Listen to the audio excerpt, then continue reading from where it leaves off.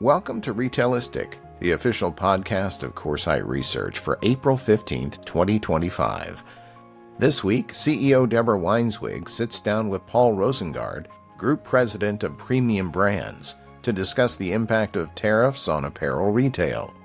But first, Georgina Smith is here to share all the new research publishing this week on Coresight.com. Hi, Georgina. Hi, Philip. Coresight Research continues to keep our finger on the pulse of what's happening around tariffs, as news and views of tariffs are changing daily. We have just released a new report outlining 3 actions that retail companies can take to mitigate risk and future-proof their business in the long run. We expect the US government's reciprocal tariffs to strain global trade dynamics, raise operational costs for companies, and accelerate shifts in sourcing. Rising trade barriers and tariff policies are forcing retailers and brand owners to rethink their supply chains and competitive strategies. We break down what companies can do to safeguard margins and discuss why supply chain agility is the new competitive edge. I encourage listeners to dive into our forward-looking analysis of the evolving trade landscape to seize a strategic advantage. In addition, our regularly updated tariff timeline summarises developments as they unfold and provides your go-to source for our research on tariffs, including proprietary survey analysis of consumer sentiment. Walmart reported on the impacts of tariffs during its investment community meeting last week. We have published highlights on what management said on tariffs, as well as the performance of the retailer's US, international and Sam's Club businesses, as Walmart works to become a digitally driven, higher margin enterprise. This week, our US-focused research also explores opportunities that music festivals present for brand engagement, new retail sales data, and the implications of the increasing legalization of cannabis. Our market outlook for the food away from home market assesses growth factors, details the competitive landscape, and identifies trends to watch. In terms of our international coverage, you should look out for our survey-driven deep dive on consumer spending behaviour and sentiment in China, and insights on the men's skincare segment in India. Of course, this is not a complete overview of our activities and research, so please do visit Coresight.com, including to dive into our numerous databanks, which offer comprehensive and regularly updated data on corporate developments, retail real estate, and consumer behaviour. Thanks, Georgina. Now let's check in with Deborah and Paul. So, Paul, we'll kick things off. Obviously, we're in truly, I would have thought we'd be back here so quickly, unprecedented times, specifically around supply chain. How would you kind of categorize this challenge that the industry is facing to some other challenges we've faced in the past? That's a really interesting question. I think that in many ways, the tariff challenge of 2025 is not dissimilar to the COVID challenge of 4 or 5 years ago. In one important way, it will amplify the current trends in our industry. There's been a flight to value for a while. I mean, if you look historically, not even historically, if you just look over the last 10 to 15 years, the middle market, dominated by department stores and malls, has continued to shrink, and the value chain has continued to grow. So that I look for continued flight to value. And if you want to drill that down to retail, it's just over the last 2 days, the stocks that are up are TJ Maxx and Walmart and Costco and Ross stores, and our friends at Macy's and Kohl's and Dillard's are all down at almost historic lows. The other interesting side note is if you look at some other experiential companies that cater to the middle class, like Carnival Cruise Line and Disney, their stocks are also down. So that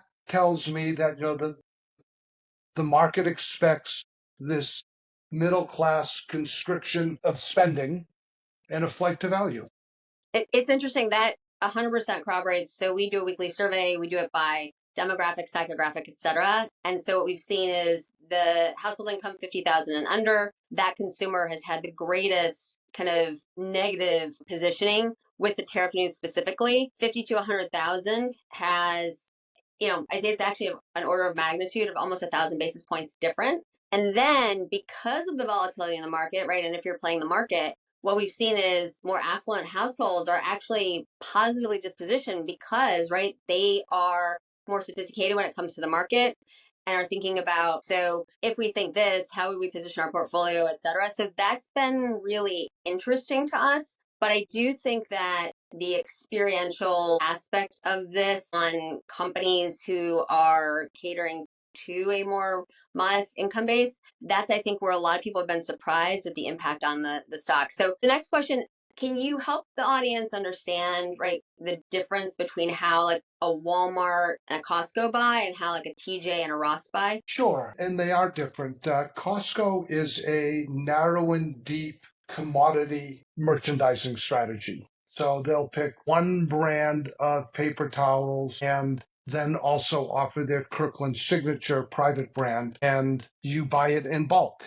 And they focus on commodities. And if we were talking about t-shirts, they would pick a solid t-shirt in 3 or 4 colors and be narrow and deep in their assortment and in their unit ownership, as opposed to a department store or even an off-price channel where they want to offer an assortment. People come in looking for differentiation. One question to follow up on that, since TJ Maxx isn't, deep in private label like a Costco, like a Walmart, how does that impact them differently in this environment with sourcing, and they don't really have a sourcing base because they're leveraging others, if you will? Yeah, well, actually, they do have a small sourcing base. They do a little bit in what's called DTR, direct to retail, where they cut a deal with the brand owner and they design and manufacture and bring the goods in and then pay a very small, low single digit royalty or commission, if you will, on those sales to the brand owner. But the majority of their business is what we refer to as the treasure hunt, or certainly that's what they want us to believe is the majority of their business. The truth is they have to buy some goods up front also. I mean, they have to be in stock in basic items. Just use a white dress shirt as an example. If you are a dress shirt manufacturer, you don't discount those goods because they have a half-life of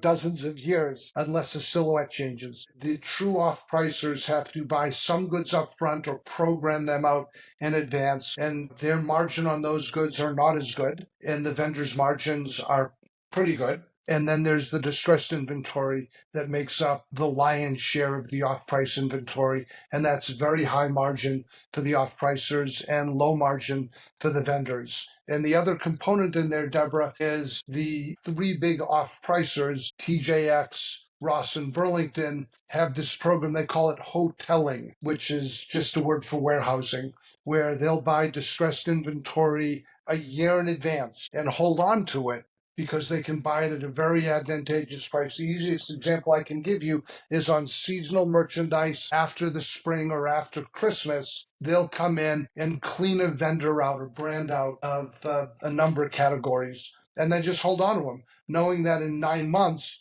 they can put that inventory into their stores. So I think one of the reasons TJX's stock went up from the get-go, when everyone else's stock went down last week, was a reflection of how much inventory they held in their hotels because they owned it at a low price. You actually just dove into something I think is incredibly important for people to think about, which is if you think about where we are on the calendar and bringing in inventory for holiday, we've spoken to many retailers and brands, and besides the fact that everything in China, right, people are already furloughed, right, factories or are basically not running. And so where at least some of our clients who are buying the majority of product from China, they're trying to kind of put in, right, all of these, okay, well, this is what we'll do if this happens, this is what we'll do if this happens, right? So all of these kind of contingencies, but needless to say, right, holiday is probably not tracking as they had originally projected. In light of that, what advice do you have for people in terms of how to think about holiday 25? Wow, when you say people, do you mean retailers or manufacturers, or I think who are we referring to? Retailers and brands. I'm going to have to think about that for a minute. And I think that the retailers are going to look for bargains. They're going to look to leverage their buying power and their strength to buy things at a steep discount if they can. And the brands are, they're in a tough position because if they don't buy the inventory, they create a self-fulfilling prophecy. Their sales will go down. So I think that they have to find that delicate balance of committing to some goods so that they have it, particularly in the basics, things that aren't so seasonal or aren't so fashion dependent. That's a very good point. I mean, I think that the words kind of like delicate balance, I think that is probably the kind of vision of reason right now. And as we think about this, and there's obviously a lot of concern across the retail industry. As you think about China, I mean, is there a replacement for China for some of these retailers or brands or manufacturers? How do you think about that, and how do you think this plays out? Well, one of the things that people outside the industry don't understand is that in our industry, we're dependent on China, not just for manufacturing, but for raw materials. That's where a lot of the cotton is grown. That's where the weaving is done. That's where a lot of the trims, the other components that go into an apparel garment are made in China. So even if you can do your cut and sew in Bangladesh or Vietnam, you're still going to China for the buttons and the zippers and all the other trim. Just looking at China, I mean, there are some products for which there really is no replacement for China. And then there are other places where you can move. And it's going to take a long time to figure this out. I mean, the current imbalance in the trade deficit is really compelling. In round numbers last year, we imported, or China exported to the U.S. about $440 billion worth of goods, and we shipped out to China about $140 billion. That's a $300 billion trade deficit. That's a lot to swallow. No, and that's really causing. I think it's interesting because I think that this whole conversation, right, is bringing to light things that many of us probably haven't thought about in this way before. Yeah, I mean, we're living in a very volatile time. It's volatile economically, politically, climatically. We see that almost on a weekly basis. It's globally volatile, and tariffs are the latest instrument creating volatility. And Trump's versions of tariffs, while I believe directionally correct, he's tinkering with supply and demand the way a toddler tunes a piano, loudly, randomly, and with total confidence. And obviously, he's not going to be right all the time. No one is. And we've seen him yo-yo up and down a little bit over the last few days and the impact that has on global markets. And that's not a good thing. The markets don't like uncertainty. People don't like uncertainty. I mean, it's human nature, Deborah, to be afraid of that which we do not understand. And we don't understand global supply and demand and tariffs and that very delicate balance that world leaders have to strike. That's hard to really understand. Well, I think, Paul, going back to, I mean, you and I obviously are incredibly well versed in supply chain. And there are things that either we're hearing for the first time, right? Like we're hearing from certain retailers that they may have a line on their receipt, right? Kind of tariff surcharge. First of all, I would never have thought of it. And it's something that if you had been like, which of these is not correct, I would have chosen that one. So things like that. And then I think even how people are starting to think about mix, right? Like de-emphasizing private label. I mean, there's just so much that I think is coming at folks. It's a lot. If you look at it from the consumer perspective, right? If you think about how much they spend on goods, how do you think that changes in light of what we're seeing? It's an interesting question. I think we have to start from the premise that everything's going to go up. The cost of raw materials are going to go up. The cost of finished goods are going to go up. The cost that retailers are going to pay are going to go up. And the cost that consumers are going to pay will go up. One of the few things that will go down is the cost of containers, the shipping. That'll be a small silver lining here. So what I believe will happen is as the customer has to pay more for basic items, he or she will gravitate toward brands that they trust. If they're going to have to pay what they perceive to be a premium, they're going to be more comfortable paying it for a brand as opposed to a private brand. And other people could argue the other side, that you can, when you net out the cost of the royalties that you have to pay for a brand, that a private brand can offer better value. And there's some truth to that. I just believe that human nature will gravitate toward brands. I think you're right, but also for another reason, which is that, right, and for many reasons right now, right, the secondhand market continues to strengthen. And so for items to have value in a secondhand market, right, typically branded versus unbranded merchandise does better. And so some of these private labels are strong, but many are not. And so I think Like from some of our work, we've seen that people are also leaning into brands for other reasons as well. What do you think are some of the maybe, as we kind of put our heads together collectively, what are some of the kind of like unintended consequences on like the plus and the negative side? So another really good question. Tariffs are the yo-yo diets of economic policy. Loudly announced, poorly sustained, and guaranteed to yield side effects. So what are some of those side effects, or as you said, unintended consequences? Well, on the plus side, I believe that it will create some U.S. manufacturing jobs, just not in our industry. I don't believe that people want to invest in building garment factories back in the United States, and we have the added cost of much more expensive labor, not just unions, but in general. But I do believe it'll create some manufacturing jobs. If we bring in the, hundreds of billions that it's intended to bring in, it might actually lower our income tax rates, and that would be a beautiful thing. But that could be much farther down the road. I already referenced there'll be some lower container costs that'll help offset some of the cost increases. But retail prices are going to go up. Some estimates say that it could add up to $600 billion in consumer costs. And while some inflation is good, a lot of inflation is not good. And when I say some inflation is good, Deborah, what I'm really referring to is when I entered the industry 38 years ago, I believe the Van Heusen white dress shirt went out the door at Macy's at 1999. I think it still goes out the door at 1999. There just hasn't really been inflation in apparel, mostly because of the sourcing curve that you and I experienced when we worked together at Li and Fung. And there's been this wave of offshoring or right-shoring manufacturing to find a country with a lower cost of production. But back to a little bit of inflation is good. There are only two levers for a retailer or a wholesaler to drive top-line sales. Let's not talk about profit or margin at the moment. And the levers are very simple. They can sell more units, or they can sell those units at a higher average unit retail. Well, it's pretty hard, Deborah, to imagine that anyone's going to be able to sell more apparel units going forward. In fact, I think the trend has been pretty clear for a couple of years. We sell fewer units. We're in the creating a want business. We're not in a need-based business. So as consumers get squeezed, they're going to buy fewer units. So if we can sell those units at a slightly higher average unit retail, that will be pretty good. On the negative side of the unintended consequences, while the U.S. will survive this moment in time, other countries will get crushed.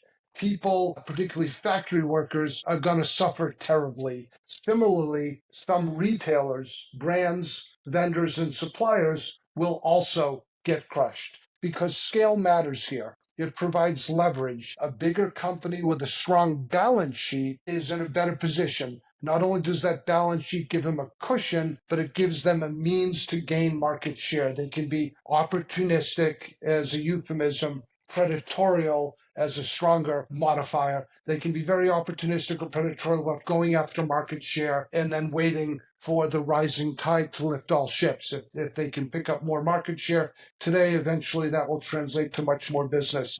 As I think I mentioned earlier, I believe companies will hesitate to build new factories not only in the U.S., but also in other countries, because who knows what countries will be hit by other tariffs. Plus the volatility militarily, globally, politically, everywhere makes that just a bigger risk today than what we saw a few years ago when a lot of apparel companies were investing in smaller Southeast Asian companies and even some sub-Saharan companies looking at Africa as a base for manufacturing. And then there's the political ramifications of the global confidence that our current and former partners will have in the United States as a trusted ally and partner. And again, I don't want to turn this into a political conversation.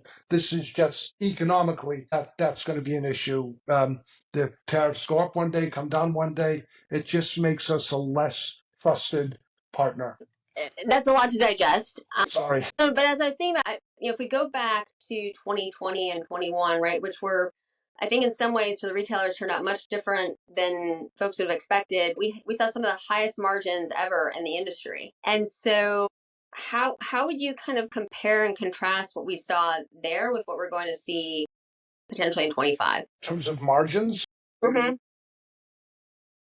I believe margins are going to come down for everyone. And companies will look to tighten their belts everywhere they can. They will start at the source of supply and squeeze all their partners in the value chain or supply chain for better costing. And they'll try to work on tighter margins themselves so that the smallest amount of the increase gets passed on to the consumer. But it's still going to be a fairly significant amount. And back to unintended consequences, or really just good but hard business, companies are going to look to lay off workers because it's one of the expense lines they can control, and everyone's going to have to figure out how to do more with less.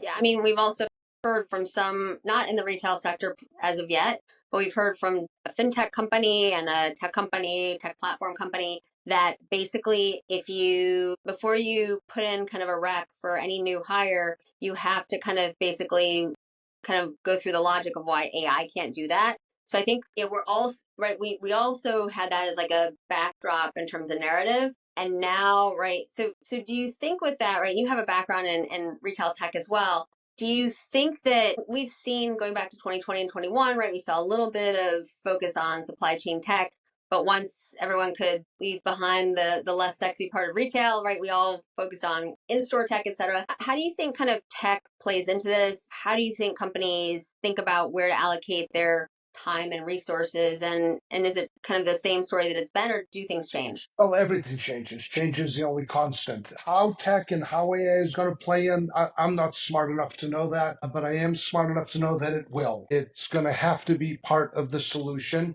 And that plays into the theme we've already talked about, that companies will have to figure out how to do more with less. And that includes less people. And tech invariably replaces people. Absolutely.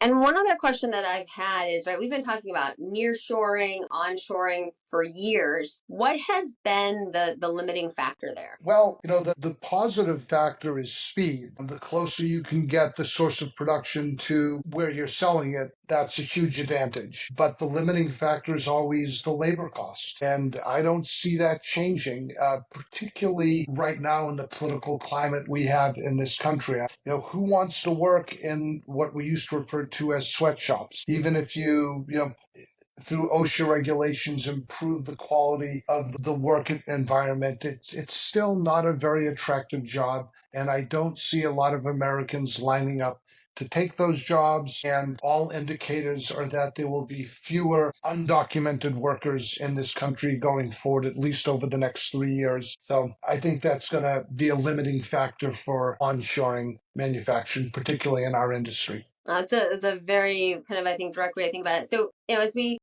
kind of come to a close, although this time went very quickly, how do you think about, right, in this era of volatility, what are your words of wisdom? Because I think you have many of them. You're very kind. So back to one of the original statements of change being the only constant and the current paradigm of volatility that we find ourselves in. If metaphorically you don't like the weather today, just wait till tomorrow. It's going to change. And the same thing is true here. I mean, earlier this week we had, or 2 days ago, the 90-day pause, also known as a reversal. That proves the yo-yos going on here. Last week, owning inventory was a bad thing. This week, it's a bonus. Next week, who knows? So I guess my advice would be, don't freeze up, because inaction usually leads to a suboptimal place. Make the best decisions you can today with the data you have today. Sometimes a good decision today is better than a great decision tomorrow, particularly if you execute your decision well. And we should all follow the advice of Winston Churchill.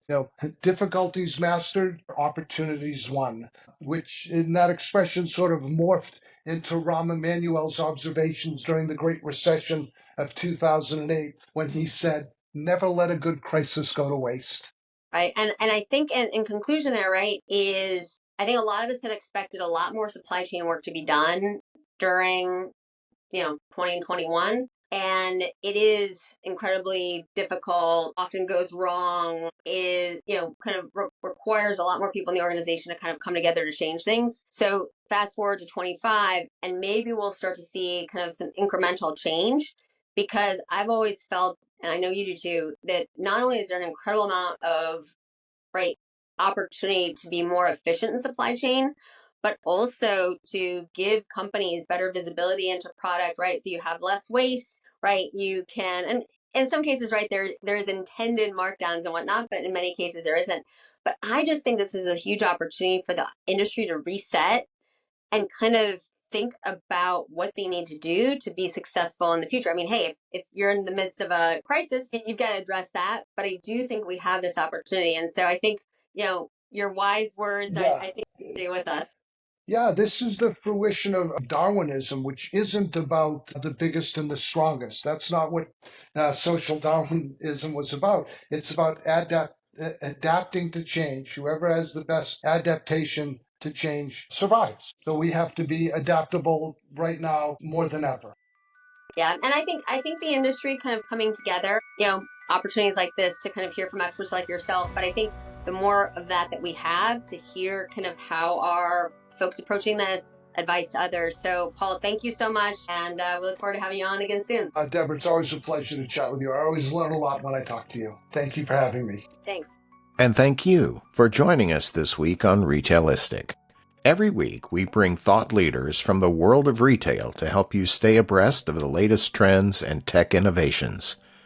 If you found some value in this episode, please give us a review and make Retailistic part of your podcast routine. To learn more about our AI Council, our strategic advisory services, abstracts of more than 7,000 reports, webinars, and video presentations, visit us online at Coresight.com. Have a wonderful day, and we'll see you next week.